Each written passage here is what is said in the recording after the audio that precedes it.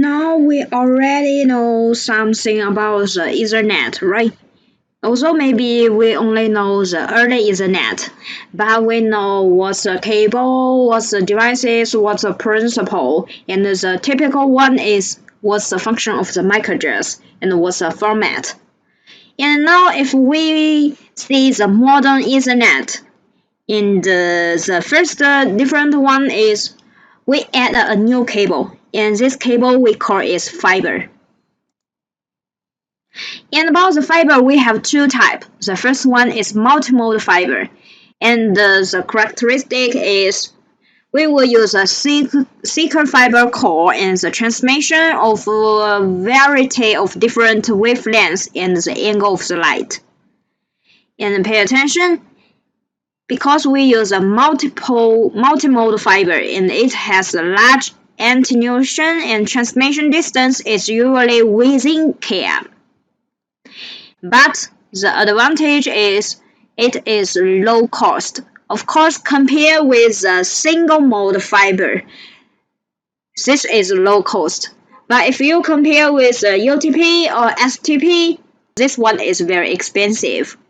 And another one is single mode fiber. The difference with the multi-mode is the core is the same wavelength as light, and the transmit a single wave light. That means one cable you only can transfer one wave, but multi-mode fiber you can transfer multiple. And the advantage compared with the multi-mode fiber, we can provide a low attenuation and the distance is longer, but it will need high cost. So compared with these two parts, it's a little different.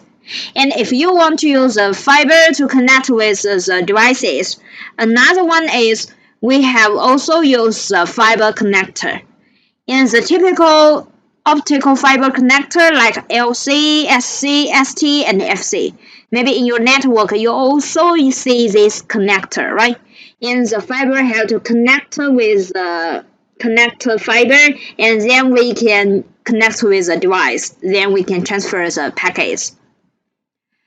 And another one about the protocol. Early Ethernet, we only can provide the 10 Mbps speed, but about the modern Ethernet, we can use a higher bandwidth, like 100 and 1000. About the 100 Mbps we call it faster Ethernet, and about the 1 Gigabit we call it Gigabit Ethernet. And we also have different protocol like AO2.3U and AO2.3Z, something like this. The first one change is the speed. The speed is higher. And the second one, we will use multiple media. Also, maybe we will use a UTP. We have different pairs. Like the first one, 100 based TX. The speed is 100. The media is 5 UTP 2 pair. But pay attention. About the new one, we will use the higher speed, and we will add a new media. We add the multi-mode fiber and single mode fiber, and we also still use UTP.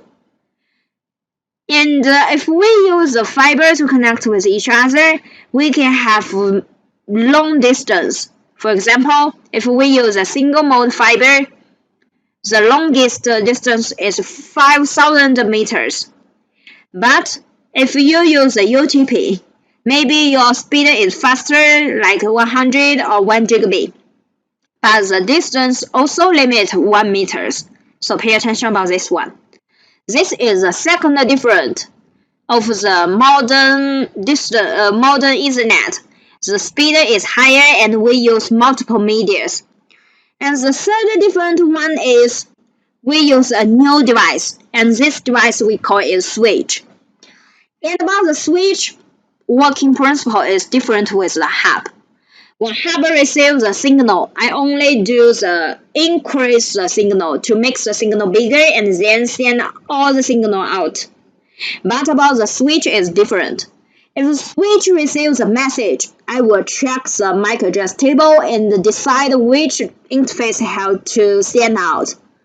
So, of course, about the detail of the principle, I will explain in the next video.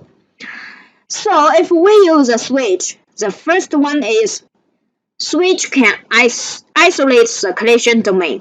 That means if we use a switch like the middle one, we have 4 interfaces, right?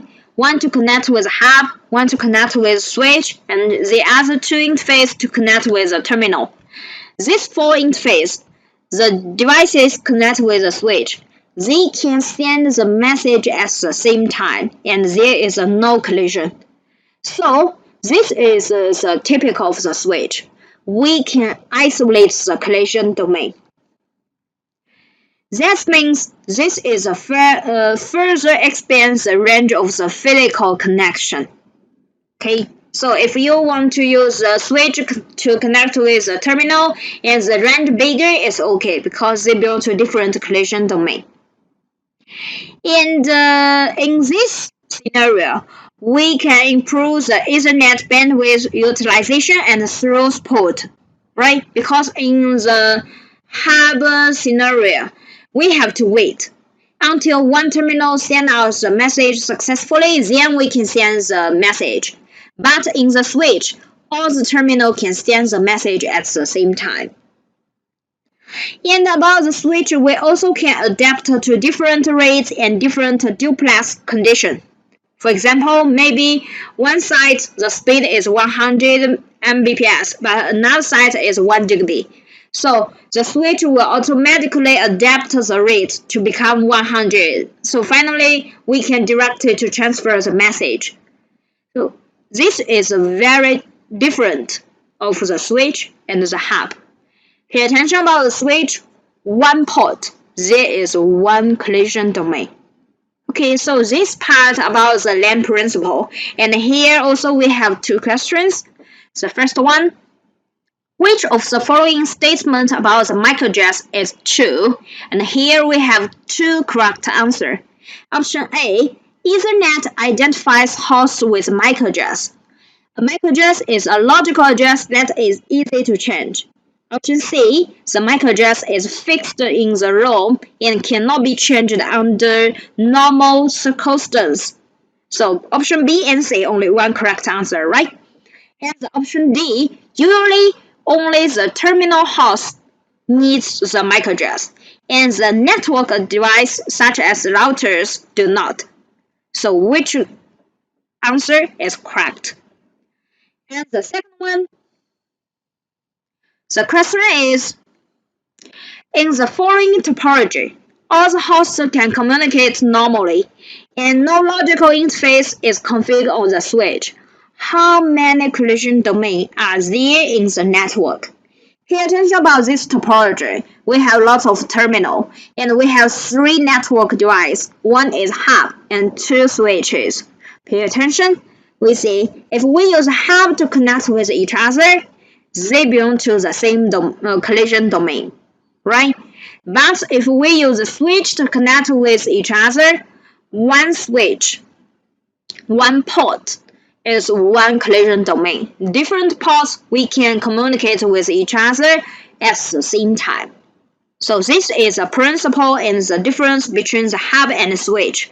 So what's the answer of this question? I hope you can do the practice and follow the next video. I will show you the correct answer. Thank you. Hello guys, now I think you already see the video, right? So also have a brief summary for you. And the first one, we see about the local area network. This is a LAN network. And we also have so many protocols, but the typical one is the Ethernet network. And we have so many types of Ethernet protocol, like the faster Ethernet, like the Gigabit Ethernet. Also maybe now in our network, the bandwidth is higher, like 100 Gigabit, 400 Gigabit. And in the future, I will think the bandwidth will be higher than now. And we also know the principle of Cisma CD, how to avoid the conflict. And the very important one is a MAC address, right? We will use a unique address to identify a device. This one is a MAC address. That means different device, we will have a different MAC address. So besides the wired LAN, we also have the wireless LAN. This one we call is WLAN. And the typical protocol is 802.11.